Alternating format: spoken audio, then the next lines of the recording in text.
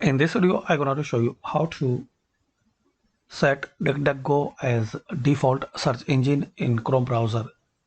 So friends, if you want to use DuckDuckGo as default search engine, so click on these three dots and settings. Now scroll down. Underneath search engine, click on this drop down and select DuckDuckGo. If you want to use this search engine in your Chrome browser as default, so select it. Now open new tab. So as we can see now, DuckDuckGo as a search engine in Chrome browser. Try to search something.